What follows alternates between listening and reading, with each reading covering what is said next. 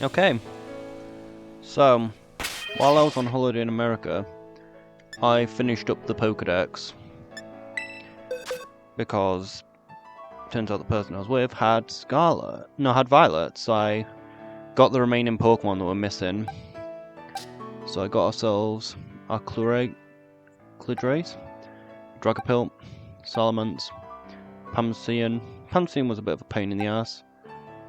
Iskimor, a Blue Lobster Jump Scare, a Minder. Oh yeah, I also evolved my Skizor and Slowking. And then I bred the things and I also caught the Paradox Pokemon. As well as got the legendary from their game. And a Charmander, since they had one. But we also got the 2 legendaries from the event, which were not too bad. Well, I would say they're not too bad. Walking Wake was rather easy. Oh shit, am I being too loud? I think I might be a bit too loud. Let's just move the mic away. But yeah, Walking Wake was quite easy to get. Because Meowscarada could easily deal with it. Because if you look at its moves, it didn't actually have Sunny Day on its bar, I'm pretty sure. But yeah, instead of Sunny Day, it had Noble Roar.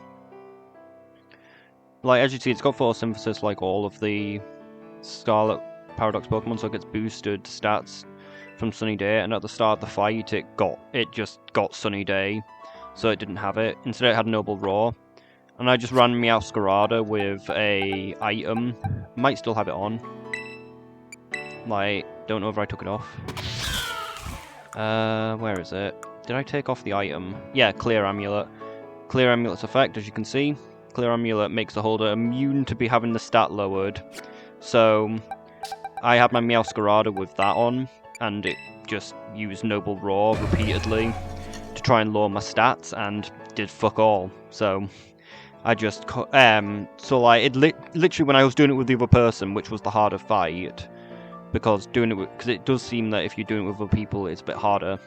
He used like Noble Roar like 8 times in a row, so it literally did nothing to me. Like, the main problem is if it used Flamethrower near the beginning, because when it had the Sunny Day buff, it would just one-shot Meowscarada. But its signature move, Hydro Stream, works like a instead of getting weakened by Sunny Day, it gets boosted. It is a bit weird though. This thing was a colossal pain in the ass though to catch. This was so hard. Because, like, oh, again, that's not what its moveset was. Maybe I swapped it, but what did it have? Psyblade, like, I believe does extra damage depending on what stats being boosted. Yeah, that was it. What it was this comp, but instead of having electric terrain, it had Sword Dance. So this thing would double Sword Dance and then just absolutely annihilate everything because it had double Sword Dance buff. So I had to use a King's Gambit. I had to use King Gambit, and I also had to level it up to max level as well, and I was still struggling. But King's Gambit was good against most of it. It's just, if it got hit by Megahorn, it would kill it in 2 moves. Megahorn could 2-shot it, but it was useful to not have to deal with Psyblade. Be nice if I could just look at the moves.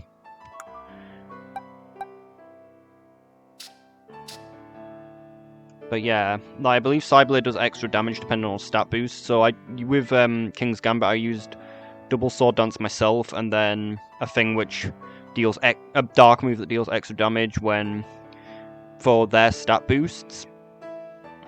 But the problem is the person I was with didn't really have anything to deal with, so I ended up giving them my Goldfish to help, which ended up not being very helpful because it turns out that the Goldfish has absolutely fucking terrible health stats. So it kind of just died repeatedly. Like, I don't know how I actually beat the thing, how I actually caught it, because I just kept trying until eventually we caught it. But I was really fucking high when doing it. and I just thought we were doing the same as always, but for some reason, just that attempt just worked. Because the main problem was, like, they're in the raid den, so they get the stupid shields when they get to low health, where you need to terrestrialize out of it, and every time he activated that shield, he would steal terrestrialize orb. And also, like I said, he just one-shot you constantly, so you could never build up terrestrialize orb either. But this attempt, for some reason, I was able to just break through his shield, even though I didn't terrestrialize.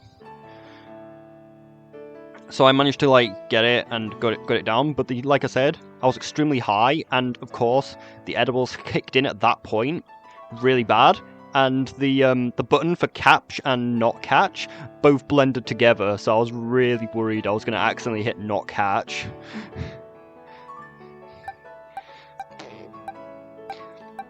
But I did, I hit catch, and it was like, nice. So we can go through the Pokedex for them. Unfortunately, these two don't actually have a Pokedex description. But we can go through the Pokedex description for the others, and then get the thing. I also had to get, like, all of the Paradox Pokemon for Area 0 for the other person, which was kind of annoying.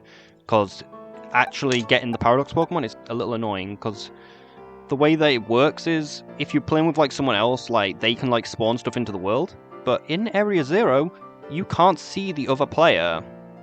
So it's rather difficult to, you know, coordinate where you both are, unless it's just one person just controlling both of them. And I just went around and caught, like, all of theirs, and then, no, I caught all of mine, and then I caught all of theirs, because they asked me to do so.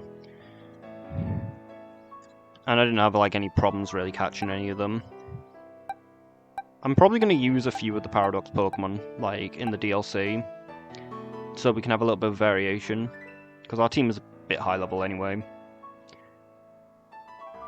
So we could use a few of the Paradox Pokemon for lols, but let's go through the Pokedex, and then we'll get up the shiny charm, and then just have to wait for DLC.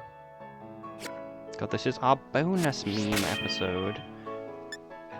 There is also technically a tiny Typhlosion event currently, but I fucking hate the raid dens. I forgot to mention there was another thing with the raid dens that fucking sucked. The fact that there's no way to set, like, animations off, because it wastes so much fucking time to the animations. Whoops, didn't mean to do that, but fortunately I did it while we're recording, so it didn't matter.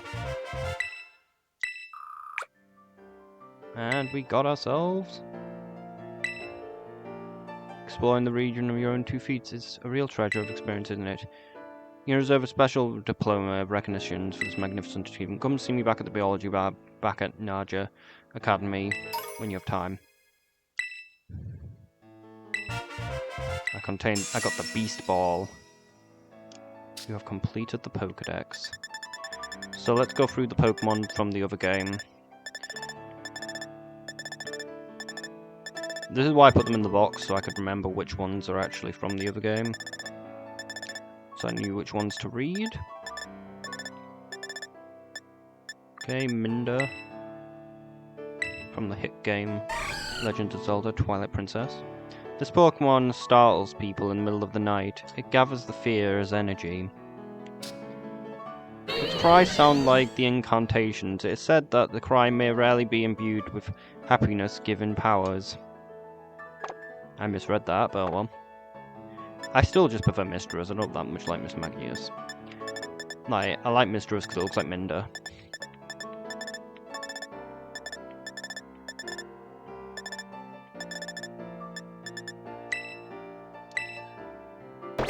Fiery blades on its arm burn fiercely, with the lingering resentment of the sword wielder who fell before accomplishing their goal.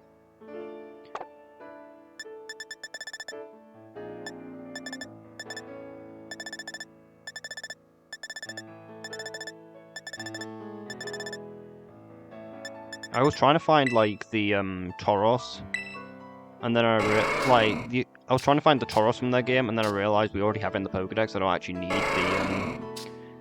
need to have it physically, because it is kind of annoying to find the actual exclusive Tauros, because they are pretty rare. And then I just realized it was in the Pokedex already, so I didn't really need to do so.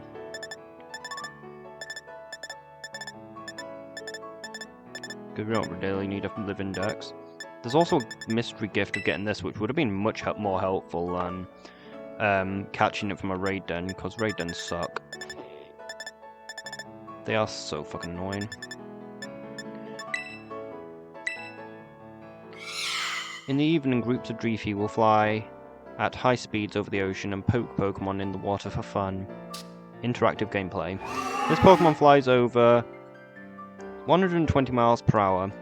If Dracoload is defeated in battle, its Dreepy will wander off without second thought. Dracopult can make its whole body transparent by clearing its mind and focusing. Even the Dreepy in its Dracopult's horns become invincible. They become invincible. They can't be killed. They're just invincible. It's like that mount from WoW. How can you see if it's called invisible? When its head was bitten, the toxins entered Slowpoke's head, unlocking its extrasensory powers. I think we've missed, I think we went past, Skizzer, so I might have to go back for that. Blue Lobster jump scare. This Pokemon launches water by detonating gas inside its right claw. It snipes flying Pokemon for lols.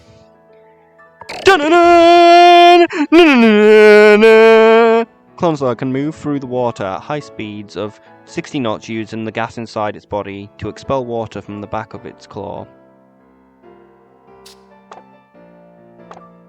Blue Lobster jump scares.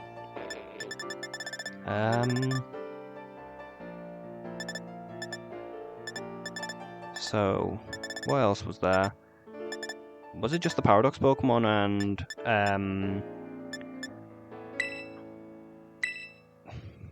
This Pokemon closely resembles a scientific weapon that a paranormal magazine claimed was sent to the planet by aliens. Its shape is similar to a robot featured in a paranormal magazine. The robot was said to have been created by an ancient civilization. It is very similar to a cyborg covered exclusively in a paranormal magazine. The cyborg was said to be modified from a certain athlete. Oh my god, I forgot, there was a fake Paradox Pokemon I saw which had such a hilarious description of it. Which was, oh, it's a Pokemon from an ancient, from a paranormal magazine. It looks like a, Tamagotchi with a claw that looks like it came from a Chuck E. Cheese. It was so funny.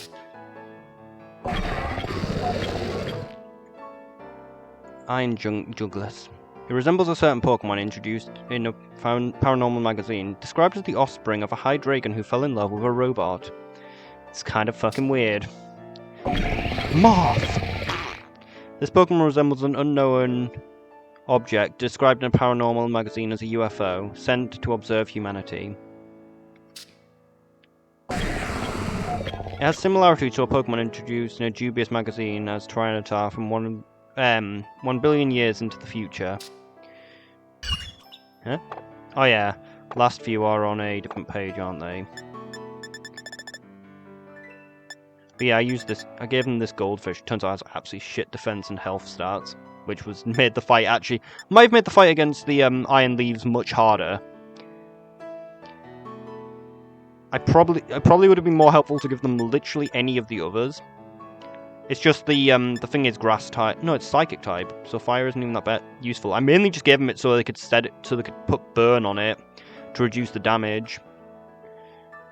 And that was its only purpose, really, to set burn. And I think that might have been how we succeeded. I think we managed to burn it so it didn't one-shot me with a Mega Horn. Alright, Iron Vigor.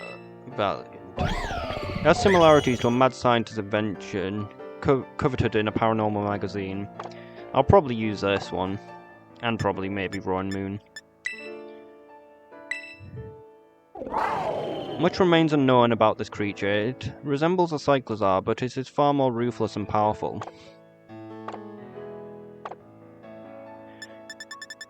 So we just have to do Skizar, I think, and I think that's everything. As you can see, they still haven't fixed the bug where if you move through the Pokedex too fast, it causes the Pokemon to load in incorrectly. Shit, it was there. This Pokemon's pincers, which contain steel, can crush any hard object that it gets a hold of into bits. Oh no, my dick! Alright, what was I doing again? I believe that was everything. But as you can see, like, some of the Pokemon don't appear in the Pokedex still.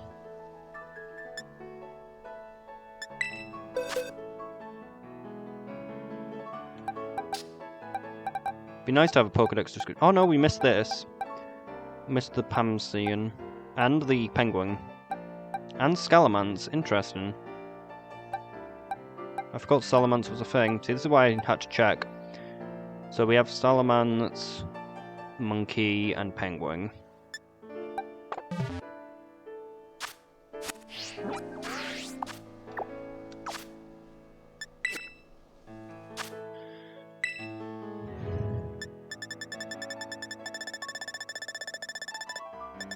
Yeah, I promise I have to go through slow or else the thing loads in incorrectly and I can't actually see.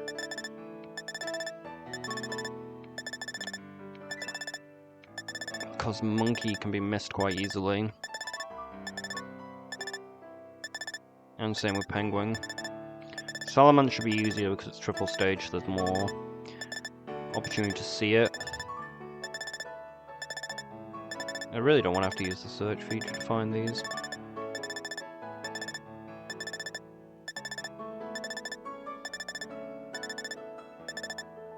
I guess we've already missed them, probably. Its steel head can shatter boulders. It longs and hopes grow wings so it can fly. The cells within the shell transform with explosive speed, preparing it for its evolution. Oh, I should really show the picture. It flies around on its wings, which have grown in air at last. Its happiness is gushing hot flames flow up everything it passes over. It destroys all life on Azeroth for lols just because it's so happy. It must need crippling osteoporosis. Look at this monkey. This Pokemon battles by throwing hard berries. It won't obey its trainer who throws Pokeball without skill. I think that might explain why it was such a pain in the fucking ass to catch. I think it was actually rather difficult to catch as well. Actually, it was more just couldn't find them. I found a group of them and then like I took on one of them and they all despawned. On hot days, these Pokemons can press their ice cube heads together and pass the time cooling each other down. So let's get the shiny charm, so in hopes in the DLC we actually get some shinies.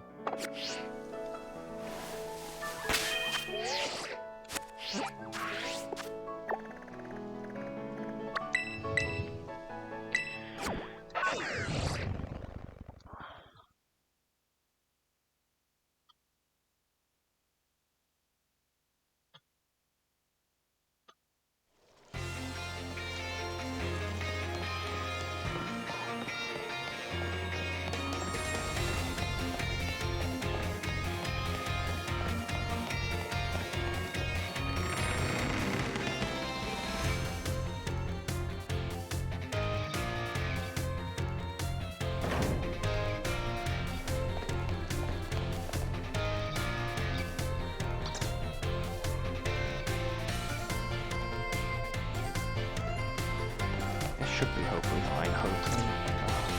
I hope it is. It doesn't matter, I can always redo everything. We need to go biology class.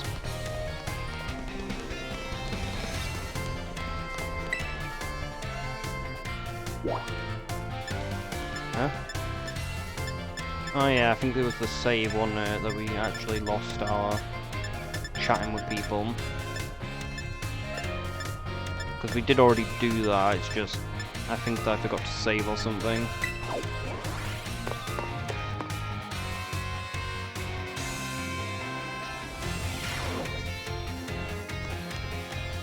Hello there.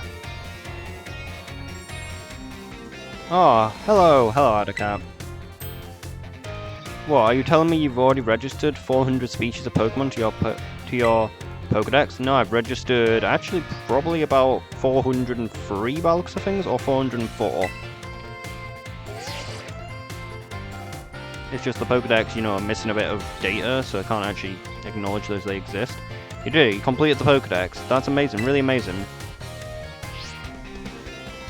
Research on the Pokemon of Pandaria region is moving on ahead like never before, and it's all thanks to you, Adhocap. You know, I visited a strange shop the other day and happened upon a little something. Might not seem like much to get second-hand gifts, but here, for you. From me to you. You obtained the shiny charm, so you might actually have a chance to find some shinies now. And he says he found it in a shop. Imagine if you could just get them in a shop. It's so much better. Wish you could give you something better for your efforts.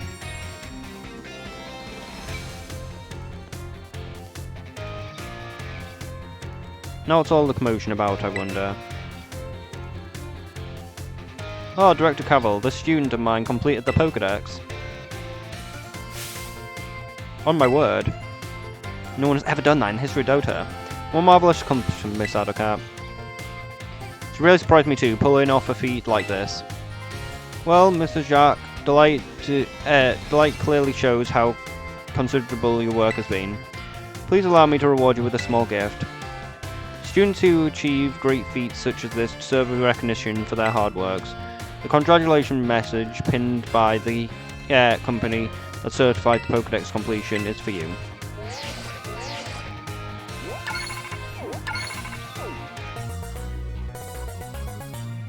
Hence by clarifying your achievements of completing the Pokedex.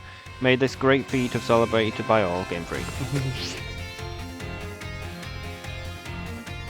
I reconfigured the Pokedex app so that it may view your diploma there anytime you like.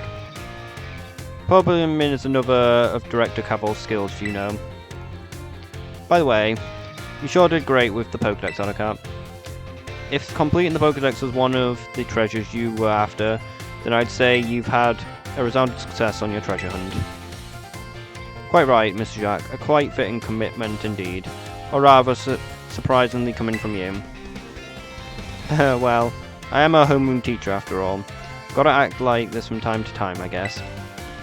You've completed your Pokedex, but there's still plenty of adventures to be had. I hope that you'll keep looking for Pokemon to befriend here in Pandaria.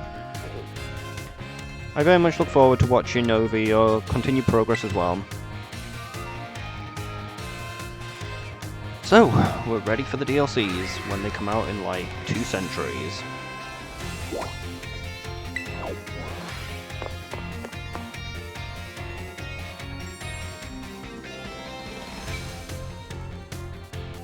I don't think there's anything else, is there? Let's have a look through our boxes to see if there's anything else.